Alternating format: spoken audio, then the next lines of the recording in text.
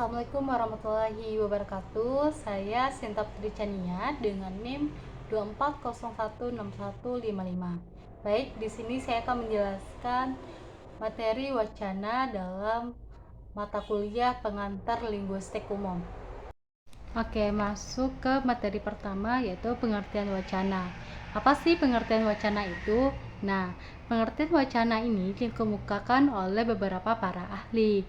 Nah, menurut Tarigan menyatakan bahwa wacana adalah satuan bahasa yang paling lengkap dan paling tinggi atas kalimat dengan koherensi dan kohesi tinggi. Sedangkan menurut Cair menyatakan bahwa wacana adalah satuan yang paling lengkap sehingga dalam hierarki gramatikal merupakan gramatikal tertinggi atau terbesar. Jadi kita dapat menyimpulkan bahwa wacana itu adalah unit bahasa yang paling lengkap. Yang kedua adalah ciri-ciri wacana. Menurut Zaimar dan Harahap, ada 7 ciri-ciri sebuah wacana. Yang pertama itu adalah koherensi atau keutuhan wacana. Artinya, keterkaitan antara unsur-unsur teks. Misalnya, seperti sebuah konsep atau gagasan. Yang kedua adalah kohesi atau kepaduan wacana. Artinya, unsur-unsur lahiriah suatu teks. Misalnya, kata-kata yang terlibat atau yang didengarkan sesuai yang berkaitan pada elemen tersebut. Yang ketiga adalah maksud pengirim.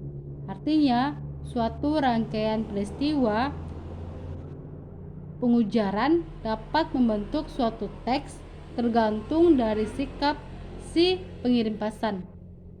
Yang keempat adalah keberterimaan. Artinya, berterima atau tidaknya suatu rangkaian peristiwa pengujaran. Yang kelima adalah informasi. Artinya, informasi yang disampaikan dalam suatu teks bisa berkaitan dengan harapan si penerima atau juga bisa tidak. Yang keenam adalah situasi pengujaran.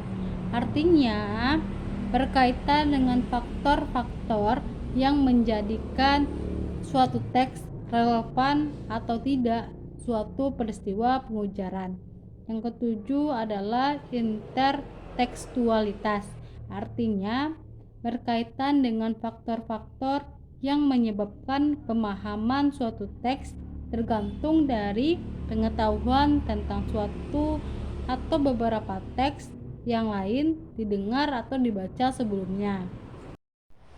Materi yang ketiga yaitu tentang alat wacana. Nah, alat wacana itu merupakan unsur-unsur pembangun wacana, yaitu A. Konjungsi.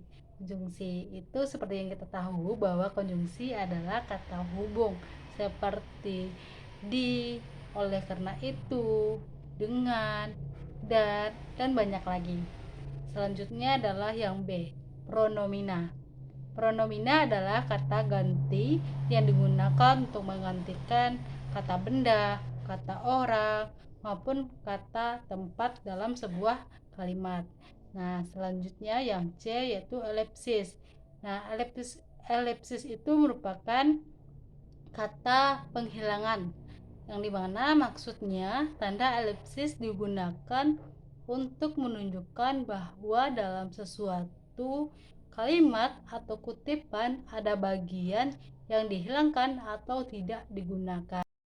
Yang keempat adalah persyaratan wacana. Untuk membentuk wacana yang baik, perlu mempertimbangkan persyaratan sebuah wacana. Menurut Alwi dalam bukunya 2001 halaman 8, persyaratan wacana ada 3. Yang pertama itu adalah kepaduan. Artinya, keserasian atau hubungan yang padu antara unsur-unsur pembentuk kalimat atau paragraf. Yang kedua adalah kesatuan.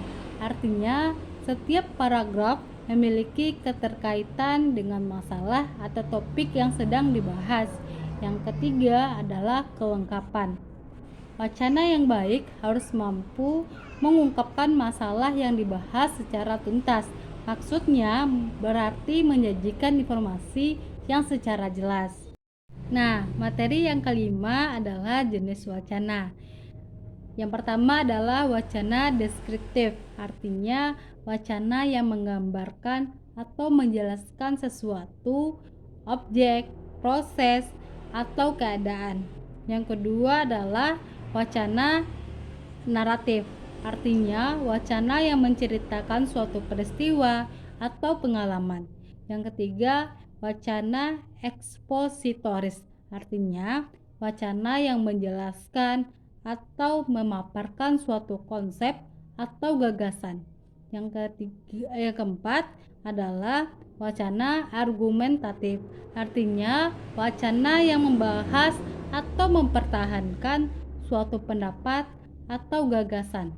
Yang kelima adalah wacana persuasif, artinya wacana yang membujuk atau mengajak pembaca untuk melakukan sesuatu.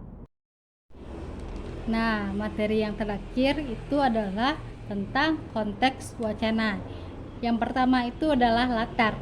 Nah, berarti artinya latar itu suatu yang menggambarkan tempat, waktu, atau keadaan suasana. Yang kedua adalah peserta atau partisipan. Artinya adanya pembicara atau penyapa dan pendengar dalam sebuah percakapan. Yang ketiga adalah hasil. Hasil ini mengacu pada hasil percakapan atau tujuan percakapan. Yang keempat adalah amanat. Artinya amanat ini adalah pesan yang disampaikan oleh suatu wacana dan nilai-nilai kepada si penerima. Yang kelima adalah cara. Artinya cara dalam wacana itu mengacu pada semangat dalam melakukan percakapan. Yang keenam adalah sarana. Sarana